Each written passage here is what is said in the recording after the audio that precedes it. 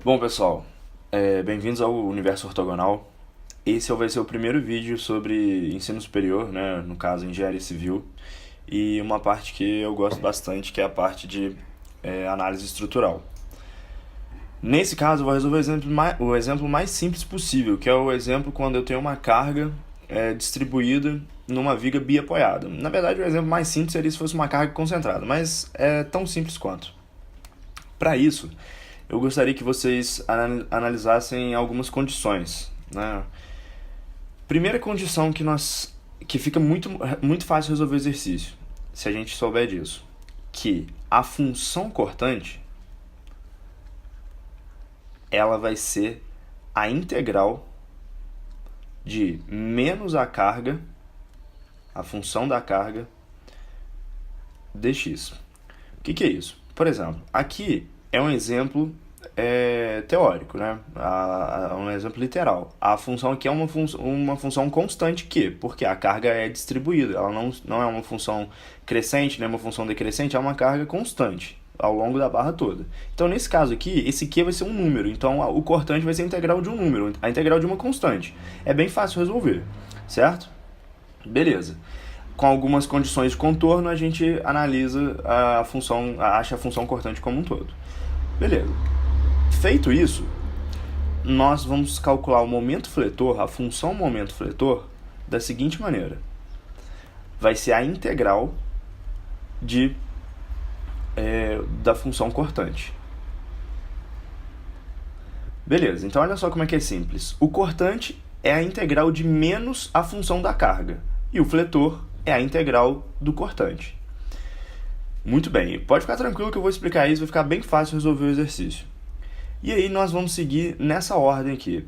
Primeiro passo é encontrar as reações de apoio. A partir do momento que a gente encontrou as reações de apoio, nós vamos fazer o gráfico da função cortante. E o terceiro passo vai ser o diagrama do momento fletor. Fica bem simples. Então, nesse caso aqui, vamos resolver calcular as reações de apoio. Repare que eu tenho uma carga distribuída ao longo da barra toda. E a carga tem valor de Q quilonewtons por metro. E a barra tem um tamanho de L metros. Então, olha só. Como que ficaria as reações de apoio nesse caso? Bom, tem como resolver de uma maneira muito simples, que é pela simetria da figura, ou vamos resolver de uma maneira geral, onde não importa se é simétrico ou não. Como é que a gente faz isso? Bom, primeira coisa, eu vou substituir isso aqui por um sistema equivalente. O que é um sistema equivalente? É isso aqui, ó. Eu vou desenhar uma barrinha. E nessa barrinha, ao invés de eu colocar essa carga distribuída, eu vou colocar uma carga concentrada. Uma carga concentrada, mas que tem que ter a mesma... a mesma força, digamos assim, que essa carga toda. Tem que provocar o mesmo efeito que essa carga toda está provocando. E qual que é essa força? Por qual força que eu vou substituir e aonde que eu vou colocar? Bom, eu sempre vou colocar ela no meio da distribuição. Nesse caso aqui, eu vou colocar essa força exatamente no meio da barra, porque a distribuição está ao longo da barra. Então essa força eu já sei que ela vai ficar aqui no meio. Ou seja, essa distânciazinha aqui é metade do comprimento da barra. Beleza. E agora, qual que é o valor dessa força aqui? Pessoal, vê se você concorda comigo. Aqui eu tenho uma carga de Q kilonewtons por metro ao longo de L metros. Então, vê se você concorda. Se eu tenho Q kilonewtons a cada metro e eu tenho L metros, basta eu multiplicar Q vezes L. Essa vai ser a carga. Q vezes L. Tudo bem? Beleza. Agora, olha só. Eu tenho uma reação aqui que eu vou chamar de VA, que é vertical no ponto A. E aqui eu tenho uma reação vertical no ponto B. Certo? Eu coloquei já esses valores para cima aqui porque é meio óbvio ser para cima. Mas se você não está confiante que as cargas são para cima, não importa. Se você colocar ela para cima a única coisa que vai acontecer é que ela vai dar um valor negativo. Vamos supor que você colocou aqui para baixo e na verdade ela era para cima. Então você vai achar que essa VA é negativa, ou seja, o negativo significa que ela é ao contrário do sentido que você adotou para ela inicialmente. Tudo bem? Mas nesse caso aqui, como a carga está distribuída para baixo, né, está apontando para baixo, então as reações têm que apontar para cima para equilibrar. Mas tudo bem. Vamos lá. Vamos continuar.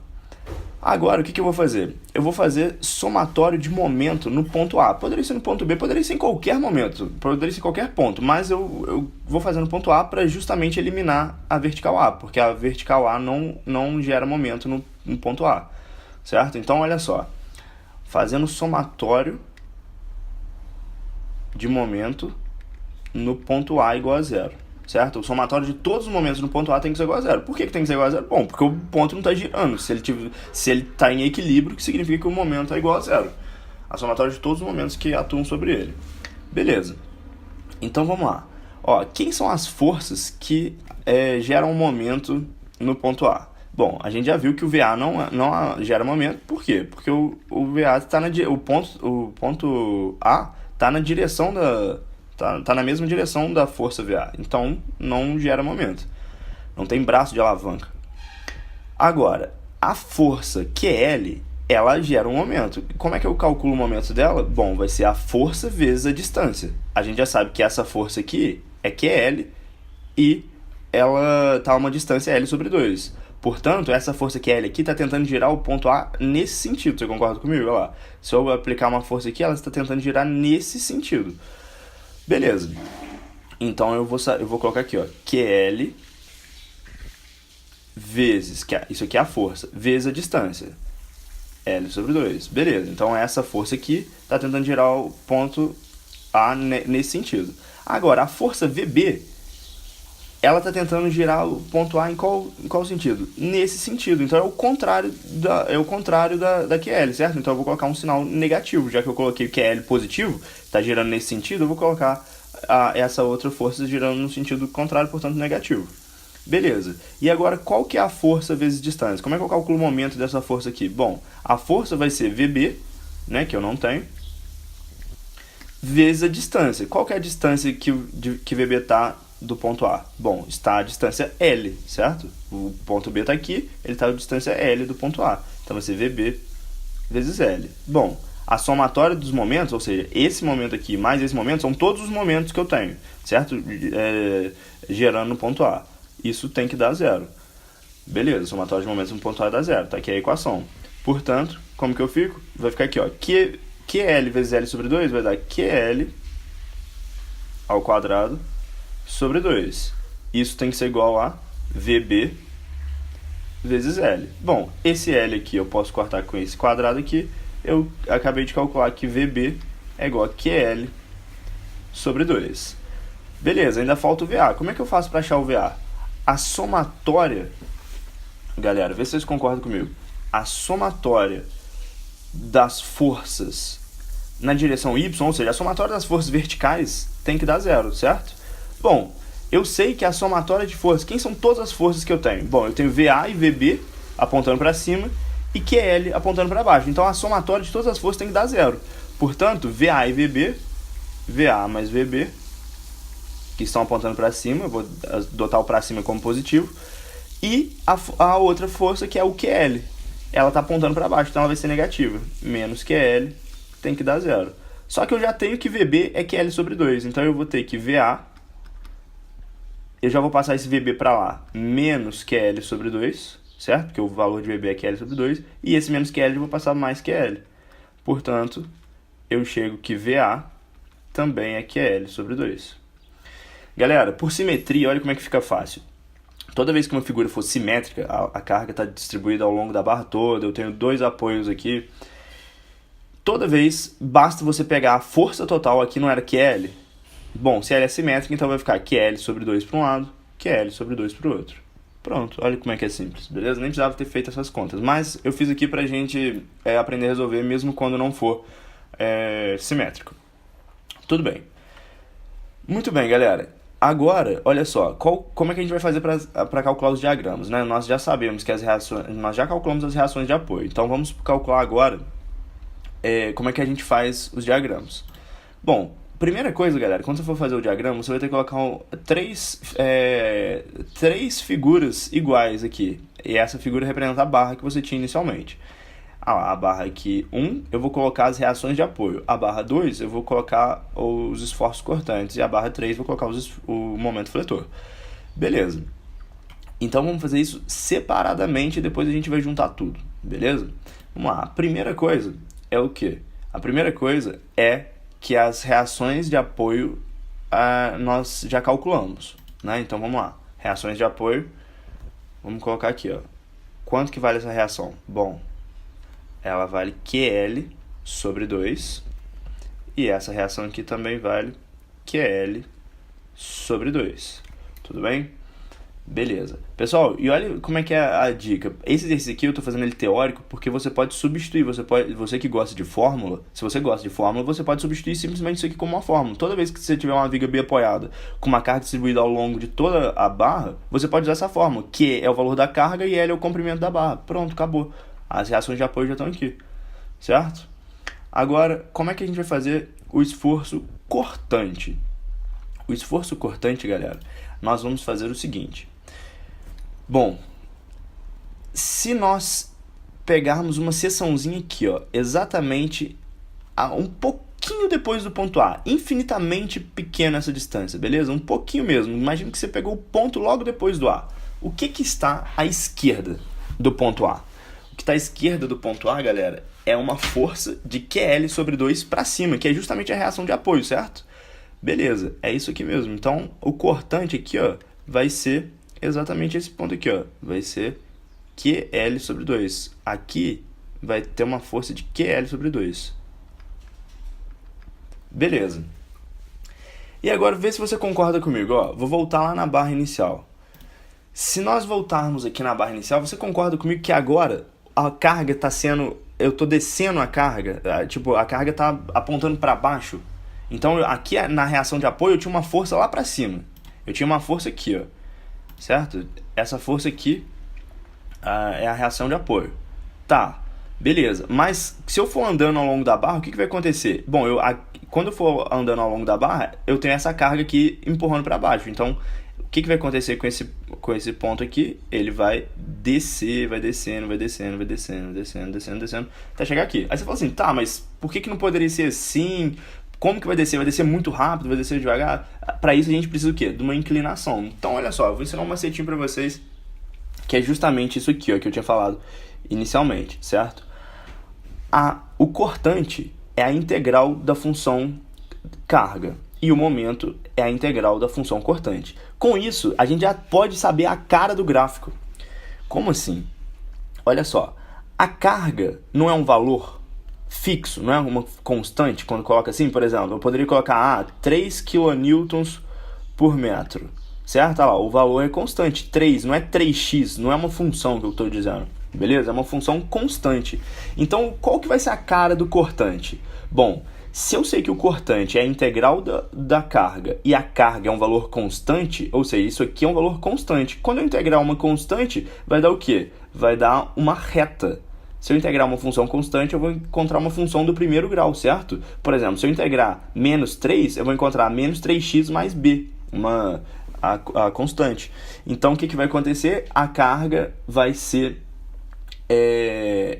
toda vez que a carga for constante, o cortante vai ser uma reta. Olha, interessante. E aí, olha só como é que a gente já tem a cara do fletor também. Se eu sei que o cortante vai ser uma função do primeiro grau e o fletor é a integral dessa função, o fletor vai ser uma função do segundo grau. Olha, então eu já sei que o cortante vai ter o gráfico como uma reta, porque é uma função do primeiro grau, e o fletor uma parábola, porque é uma função do segundo grau. Olha que simples. Beleza? E agora então vamos calcular vamos aprender como é que a gente calcula exatamente essa função. Beleza? Então vamos lá, ó. Eu já sei inicialmente que o cortante aqui no ponto A é QL sobre 2, porque é só você fazer a força. Qual força que está à esquerda do ponto A? Beleza? No caso aqui, a gente já viu que só tem uma força, que é o apoio em A, que é QL sobre 2. Tranquilo. Beleza. Agora vamos fazer a função. A gente sabe que o cortante, a função cortante, é a integral de menos a carga dx. Beleza. Só que a carga Q de x é um valor fixo, Q. Então, a função cortante vai ser a integral de menos Q dx. E quanto que dá a integral de uma constante dx? Vai dar essa constante vezes x mais uma constante, certo? Isso aqui é a constante de integração, beleza? Como que eu faço para achar o valor dessa constante, né? Você pode ignorar, vai dar zero? Galera, cuidado. Nem sempre vai dar zero. Toma muito cuidado com isso. Para isso, a gente tem que achar uma condição de contorno. Como assim? Galera, olha só. Eu vou adotar isso aqui como um eixo x, beleza? A própria barra como um eixo x. E a origem sendo exatamente no ponto inicial. Aqui é o zero. Então, ela está indo de 0 até L, certo? Que é o comprimento da barra. Então, olha só. Quanto que vai ser o Q de zero? Ou seja, qual o valor do cortante no ponto zero? Quem que é o ponto zero? O ponto zero, galera, é o A, certo? E a gente já viu que o valor dele tem que dar quanto? QL sobre 2. Então, eu já sei que o resultado disso tem que dar QL sobre 2, mas pela função seria o quê? Menos Q vezes zero mais B. Esse valor aqui é o cortante no ponto zero, que nós já sabemos que vale QL sobre 2. Bom, Q vezes zero, cancela, né? Não sobra nada. Então, sobrou o quê? Que B é QL sobre 2. B é QL sobre 2. Tranquilo. Agora, o que eu vou fazer para finalizar? Bom, eu já sei a função inteira. Se eu tenho o B, qual que é o cortante? O cortante de x é igual a menos Q vezes x mais o B, que é QL sobre 2.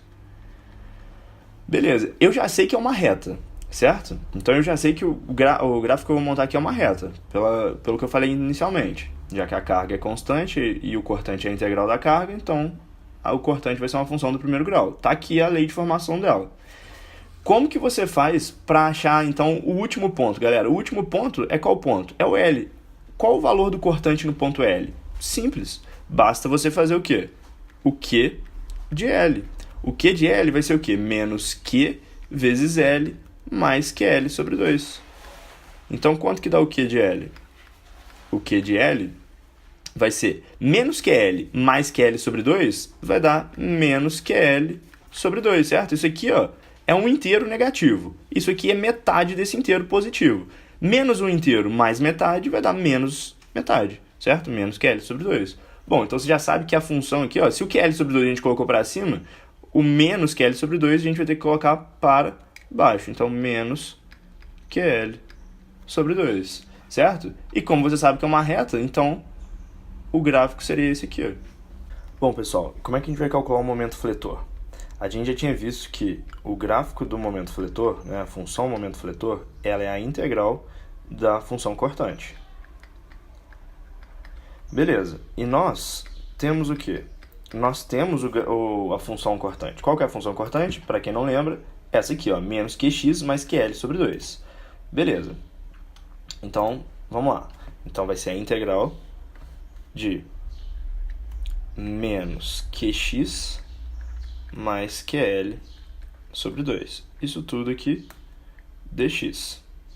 Certo? Beleza. Então, como é um polinômio, eu posso integrar parcialmente, né? Eu posso integrar termo a termo. Então, vai ficar assim, ó, menos Qx ao quadrado sobre 2, né? Que é a integral de menos Qx, mais a integral de QL sobre 2, que vai ser QL sobre 2x, mais uma constante que eu não consigo determinar por enquanto. Por quê? Porque eu preciso de uma condição de contorno. O que é uma condição de contorno? É saber onde que é o momento em um desses pontos. Qualquer ponto da viga, se eu souber o momento, eu consigo calcular aquele C ali. E o momento mais fácil de calcular, bom, tem vários pontos, mas um ponto exatamente aqui, ó. Se você fizer uma seçãozinha um pouquinho à direita do A, quais são as forças que estão à esquerda do A? Bom, só tem uma. que estão à esquerda da seção, só tem uma, que é essa aqui, ó, que é L sobre 2. Certo? É a reação de apoio. Mas qual que é a distância até a seção? A distância é infinitesimal, então a gente pode considerar como se fosse zero. Então, que é L sobre 2 vezes zero, que é, né, o momento, né, força vezes distância, vai dar zero. Portanto, eu sei que o momento em A é zero. Pelo mesmo motivo, eu sei que o momento em B também é zero. Então, eu sei que o momento nas extremidades é zero. Logo, se eu colocar aqui, ó, momento de zero, tem que dar zero. Isso implica o quê? Que se eu colocar x igual a zero, tem que dar zero. Para isso, o c tem que ser zero. Porque vai cancelar aqui, vai dar zero. Aqui também vai cancelar, vai dar zero. Vai ficar c igual ao momento, que é zero. Então, c igual a zero. Portanto, descobrimos a constante de integração. Beleza, então nós temos agora a função completa. A função completa é simplesmente isso aqui, né? Já que o c é zero, esse aqui é a função momento fletor. E como que nós vamos calcular o gráfico do momento fletor? Nós já sabemos que ela passa por esses dois pontos do gráfico, porque nos dois o momento é zero. Mas será que ele vai estar para cima, vai estar para baixo? Como é que vai estar aqui? Bom, sabemos que é uma parábola também, certo? Sabemos que é uma parábola. E essa parábola ela é concavidade para baixo. Por quê? Porque o A dela é negativo. Só que olha só, galera, toma muito cuidado com isso.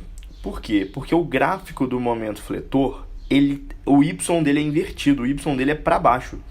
Então, eu sei já que isso aqui é uma função decrescente. Então, a parábola é concavidade para baixo. Mas o eixo y é para baixo. Então, se eu fizer uma concavidade assim com o eixo y para baixo, isso aqui na verdade é uma concavidade para cima, certo? Então, como o momento fletor, o gráfico é invertido, nós temos que o gráfico do momento fletor vai ser alguma coisa assim. Mas nós precisamos saber o quê? Então, eu já sei que, como aqui é zero e aqui é zero, eu preciso saber como que vai estar o gráfico, né?